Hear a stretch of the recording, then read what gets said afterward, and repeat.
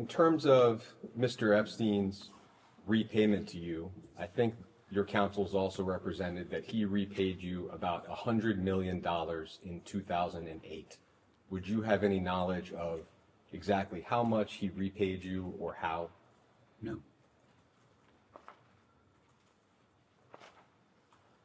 There were a few other physical assets I just wanted to quickly touch on. Sure. There was a second home in New York City at 11 East 71st Street, so it's right next to the home that we've been discussing. And it sounds like you bought the home in 1988, Epstein bought the home from you in 1992. Do you have any recollection of that home? Take your time. Are you saying two homes in New York that were next to each other? Yeah, right next to it. The address for this one would have been 11 East 71st Street. No recollection of that happening. There was and still is a condo building at 301 East 66th Street in New York. It's been reported that Epstein lodged many of his victims at that building. The reporting has also been that you once owned that building and that you sold it to Mark Epstein, Jeffrey Epstein's brother, in the early 90s. Do you have any recollection of that? The building or the condo? The building. No. No recollection. Okay. With respect to, I think, what we understand to be two homes in New Albany that Mr. Epstein owned at one point or another. So there was first a home on the 7500 block of King George Drive that Epstein received from you in 1990. Do you have any recollection of that home? I know he bought a house from Jack Kessler, the one we'd mentioned before. That's the only one I know about. Got it. This, I think, is a separate home and was earlier in time. No. Okay. No recollection. That second home, I think you mentioned that Mr. Epstein bought it from Mr. Kessler. I think the documents show that it was a company that Epstein bought the home from, and I'll represent to you that it was you who signed the deed to Epstein. Would you have any knowledge about why that might have been the case? I understand the question. I signed the deed to sell the house to sell Jack Kessler's house to Jeffrey. Yeah, and it was in your capacity representing an entity of some kind that seems to have been associated with yourself and Mr. Kessler. Just shocking. Okay.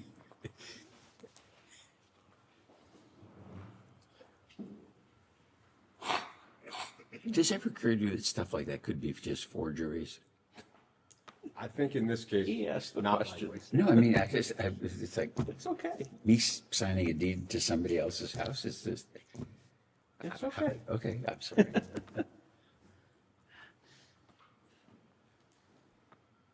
And the entity for that sale was JW and CPK and Company. Does that ring any bells for you? No.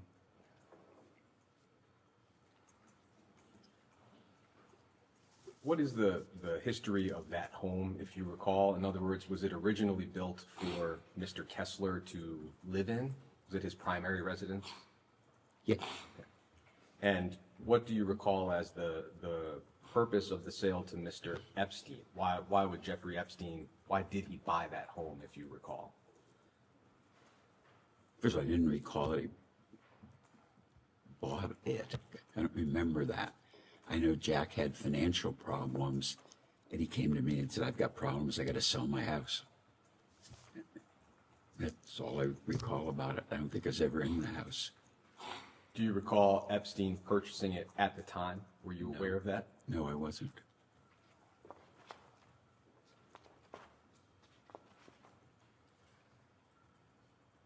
I'd like to ask a little bit about your personal relationship with Mr. Epstein. Some of the reporting has described you as close. I think that's been mentioned earlier today. I would just like to ask about a few examples that have been reported and just understand your knowledge of that. Sure. The New York Times, for example, has reported that sometime in the late 80s, Mr. Epstein managed the design and construction of your yacht. the limitless. Do you have any recollection of that being the case? Furthest thing from the truth. Not true. I worked on the design for 10 years, me. And it took 3 years to build the yacht. And the only person that was there beside me watching the construction was Abigail. Period. And a gentleman who represented himself to the New York Times as your former captain, Craig Tafoya, Yep. seemed to be of the understanding that Mr. Epstein had a role in designing the yacht. Mr. Tafoya, from your point of view, Mr. Tafoya is simply mistaken. Absolutely mistaken. If you wanted to, I could draw it in detail for you right now. The Wall Street Journal has reported that Mr. Epstein would sometimes do personal tasks for you, such as helping your wife Abigail find a nanny or showing up at a restaurant with a gift for a mutual friend. Do you have any knowledge or recollection of those types of activities? Never happened. No recollection, or you believe that those things did not happen? I have no recollection and believe they never happened. Vanity Fair has reported that Mr. Epstein once broke up with a woman for you here in Columbus by going to her house. This, of course, was before you met your wife. Do you have any knowledge or recollection of that? Well, did I break up with a woman? Yes. Did Mr. Epstein perform the act directly or indirectly? No.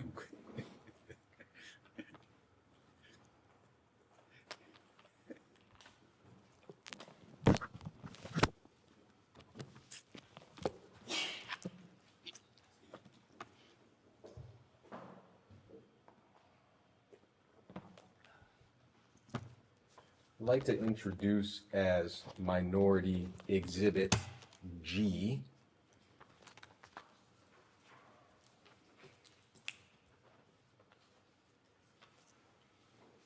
an email from 2006. I'll give you a moment to look at it.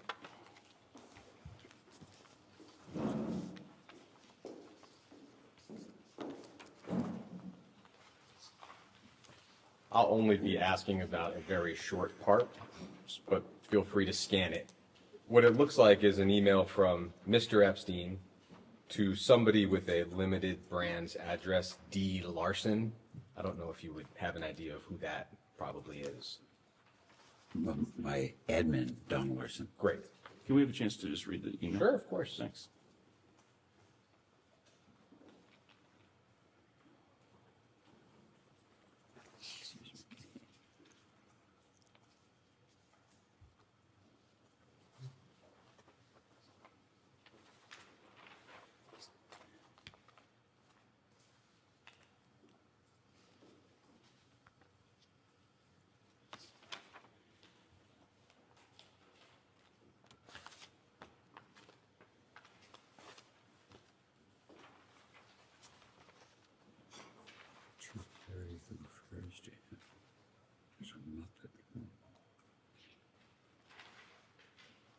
I forgot I knew Neil Rubenstein.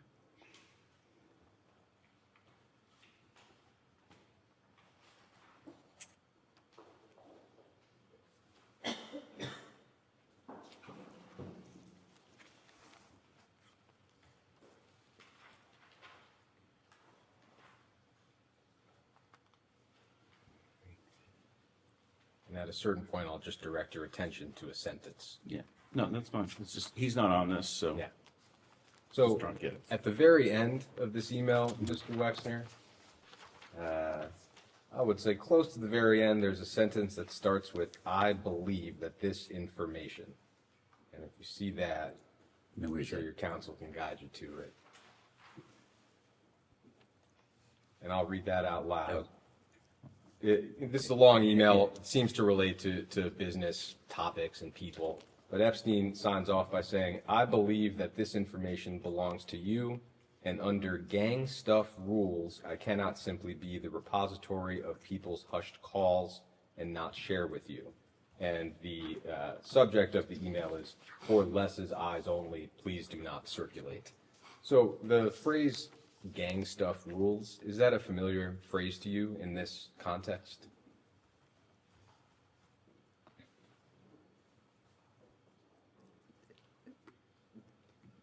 Jeffrey was like a Brooklyn guy.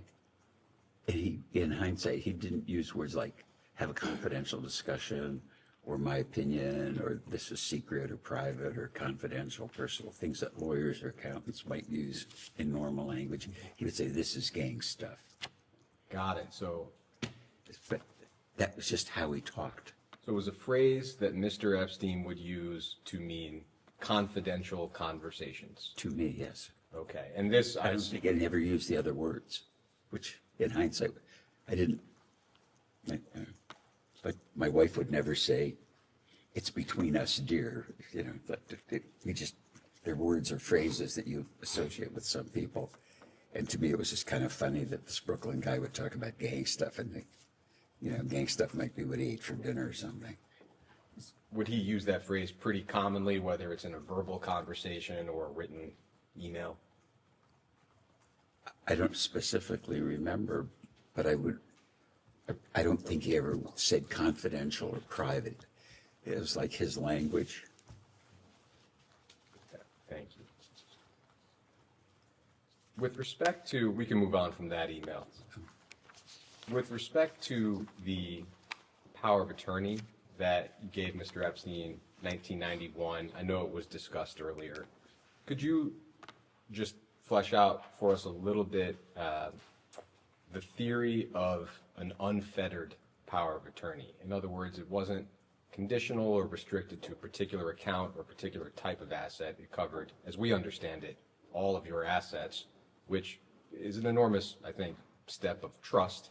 What is your recollection of why you made that choice? Funnily enough, I think power of attorney is that. So the notion of having a limited power of attorney was kind of and that's just not how I would think about it. So Harold had a power of attorney, Jeffrey had a power of attorney, Dennis Hirsch had a power of attorney, because they needed it to do their work. And did the advisor, as you recall, it sounds like the previous advisor before Mr. Epstein and the subsequent advisor after Mr. Epstein both had the same scope of power of attorney? I don't know specifically, but I would think they were. I don't recall what the words say, but I think power of attorney is that.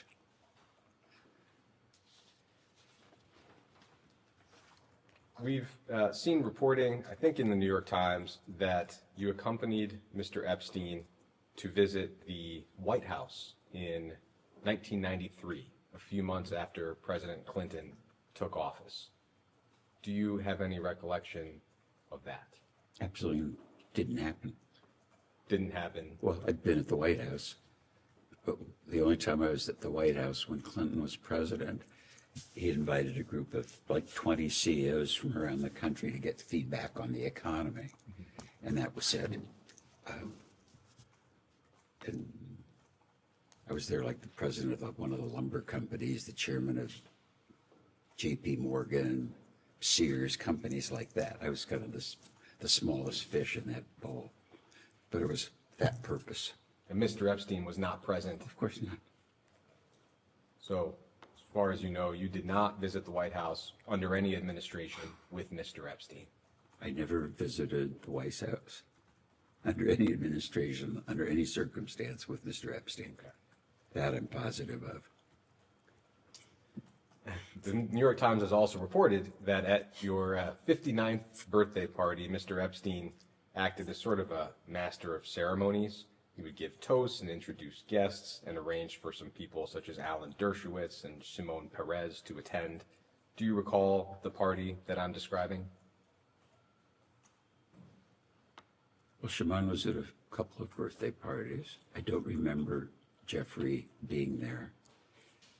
If the party was in Columbus, I probably could remember 4 or 5 of the people that were there, and it was a surprise too.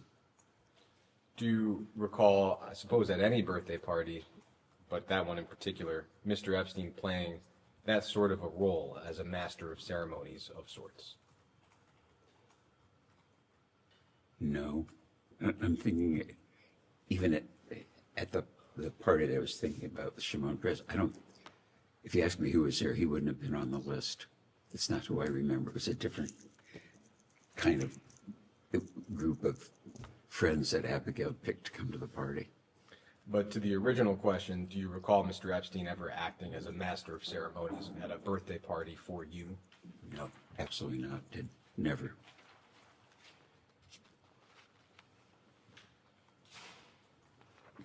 You're going to keep quoting the New York Times? It's a good thing I don't read newspapers very often. That's crazy.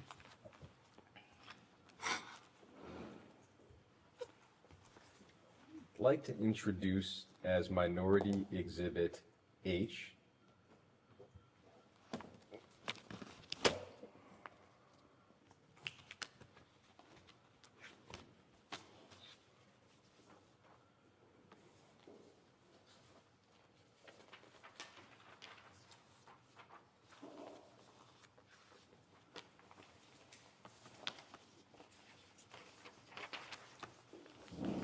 I'll give you a moment to look this over. It's just one page.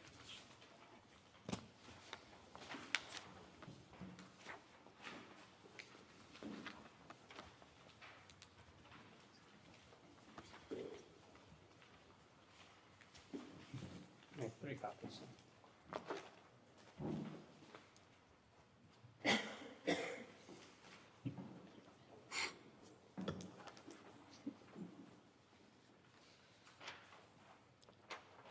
Stanley or Stanley.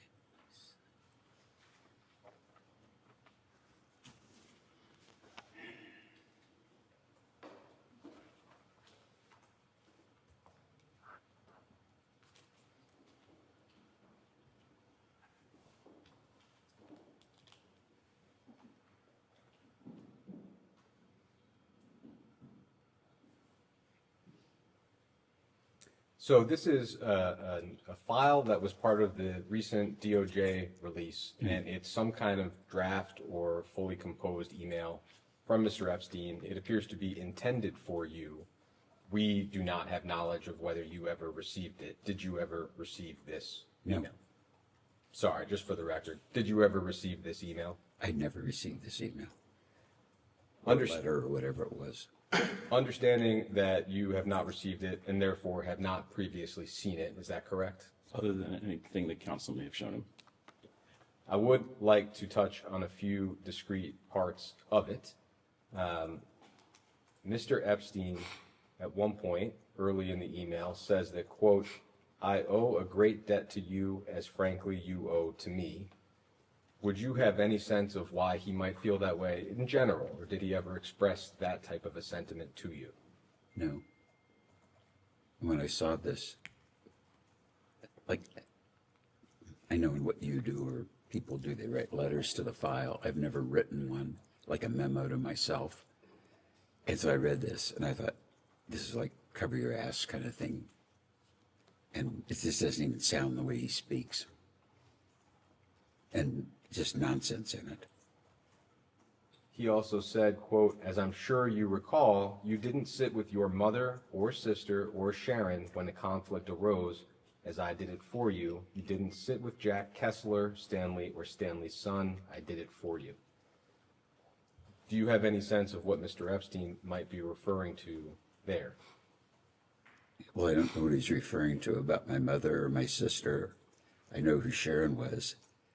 Stanley, I presume, was our previous attorney, Stanley Schwartz, and his son worked in our business and,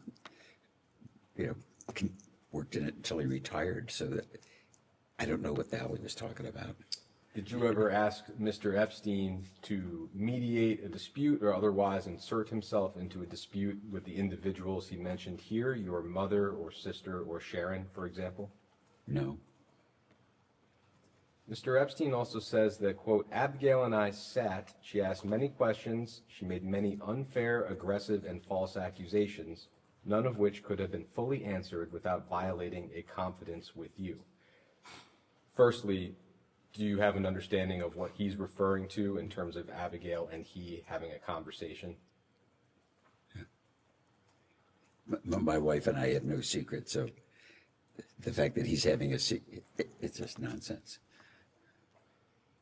He goes on to say that you and I had gang stuff for over 15 years, a great deal of it that she was unaware of. I had no intention of divulging any confidence of ours, no matter what accusations she made. So Mr. Epstein at least seems to be asserting that there was something confidential between you and he that your wife was not aware of. Do you have any sense of what that might be? No. I'm going to object to the whole thing. This is why we have the hearsay rule, but keep going. Mr. Epstein goes on to say the quote, I always told you I would never under any circumstances give it up or put you in harm's way, no matter who, what, or when. Do you have any sense of what he might be referring to there? And I'll need a verbal audible. No, absolutely not.